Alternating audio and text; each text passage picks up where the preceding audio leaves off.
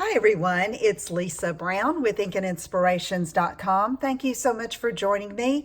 In this video, I just wanted to give you a quick tip on altering one of these leaves from the Leaves Trinkets Embellishments that can be found on page 177 of the Stampin' Up! Annual Catalog for 2019-2020. And these leaves are beautiful embellishments. They're not too bulky and they're not too thick. And they're really easy to apply to projects with a glue dot.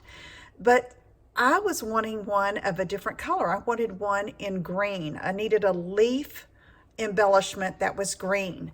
And so I could have used leaf ribbon, but I wanted it more of the mossy meadow, old olive look.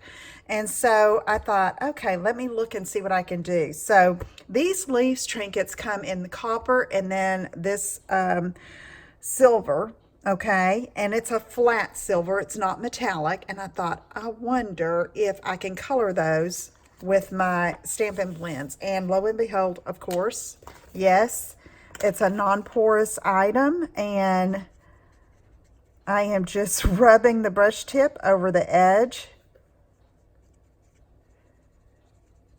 just like that. Okay, I'm going to pick it up so you can see it a little bit better. Now what I did is I brushed it over the entire leaf, okay, to get the color, and then I let it dry, and then I reapplied to make it a little bit darker, and then I also went around the edges like that to color the sides there of the silver. Now, this is a super simple technique, and you may have already thought about it, but I am telling you, I was so excited, and you'll see in our next video the project that I will be using these on, okay? So give that a try and, use whatever color you need that you have in your Stampin' Blends.